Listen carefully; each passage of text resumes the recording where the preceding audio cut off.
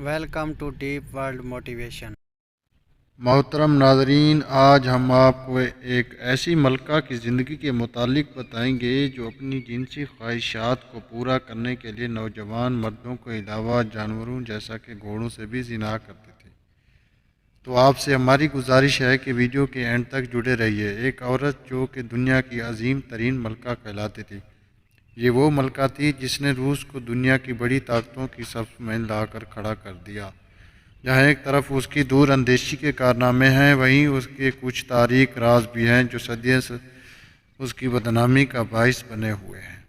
یہ راز اس ملکہ کی ذاتی زندگی اور اس کے جڑے معشوقوں سے متعلق ہیں۔ عام طور پر تاریخ بادشاہوں اور راجاؤں کی عیاشیوں، کثیر بیویوں، لاتعداد کنیزوں اور پر شکوہ حرم کی تفصیلات سے بھری پڑی ہے، لیکن یہ وہ ملکہ ہے جس کا طرز زندگی کسی عیاش بادشاہ سے کم نہ تھا، اور اس کے عاشقوں کی فہرست بھی کسی بادشاہ کی محبوبہ سے لمبی ہے، اور حیرت انگیز طور پر اس کے عاشقوں کی طویل فہرست میں صرف انسان ہی نہیں بلکہ کئی جانور بھی شامل تھے۔ تو دوستو، اب روشنی ڈالتے ہیں اس ملکہ کی زندگی پر۔ دنیا اسے کیتھرین دی گریٹ یا کیتھرین سیکنڈ کے نام سے جانتی ہے۔ اس ملکہ کا اصل نام صوفی فریڈرک تھا، جو یورپ کی ایک ریاست پرشیا یعنی کہ پولینڈ میں پیدا ہوئی، جس نے روس پر 1762 جن کے پورے 30 سال تک حکومت کی، جو کہ روس میں اب تک کا کسی بھی خاتون کا سب سے بڑا دور حکمرانی ہے۔ ان 30 سالوں میں اس ملکہ نے روس کو دنیا کے پسماندہ ممالک سے نکال کر دنیا کی ابھرتی ہوئی طاقتوں میں لا کر کھڑا کر دیا، جو کہ اس وقت دنیا کی بڑی طاقت تسلیم کی جاتی ہے۔ ملکہ بظاہر تو ایک بڑے شاہی خاندان سے تعلق رکھتی تھی، لیکن اس کے گھر کے حالات مالی طور پر زیادہ اچھے نہ تھے۔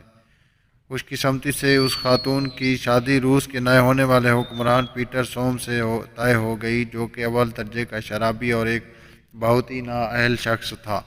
شادی کے بعد صوفی پولینڈ سے روس منتقل ہو گئی، اور کیتھولک مذہب اختیار کرنے کے بعد اس کا نام کیتھرین رکھا گیا۔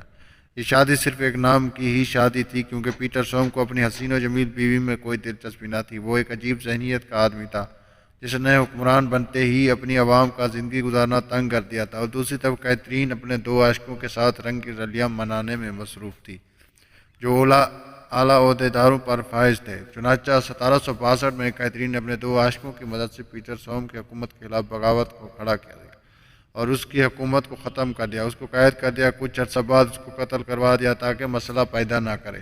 چنانچہ 1762 میں حکومت آنے کے بعد اس نے روس کو یورپ کی طرز پر استوار کرنا شروع کر دیا۔ اس طرح آدمی کے ساتھ ملازمہ رکھی ہوئی تھی، جو بھی آدمی تو وہ پہلے ملازمہ کے ساتھ سوتا تھا، پھر ملازمہ ملکہ کے پاس جا کر اس کی طاقت زاویہ کا بتاتے، پھر وہ آدمی جا کر ملکہ کے ساتھ سوتے۔ اس طرح سلسلہ چلتا رہا۔ ایک دن ملازمہ خاص آدمی کے ساتھ رنگ رلیاں مناتے ہوئے پکڑی گئی، اور ملکہ اس کو وہاں سے نکال دیا۔ ملکہ کی جنسی خواہشات دن بہ دن بڑھتی گئی، اور وہ ہر روزانہ اپنی ہوس مٹانے کے لیے روزانہ مردوں کے ساتھ سوتی۔ اس طرح سلسلہ چلتا رہا۔ کچھ خیال یہ ہے کہ صرف باتیں ہیں، لیکن مورخین کا یہی کہنا ہے کہ ملکہ کے حرم سے ملے شواہدات اس بات کا ثبوت دیتے ہیں کہ ملکہ کے بارے میں یہ باتیں سچی ہیں۔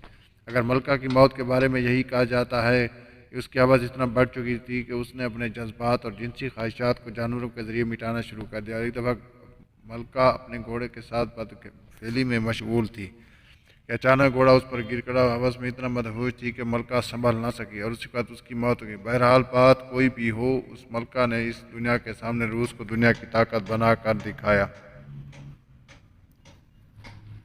Thanks for watching.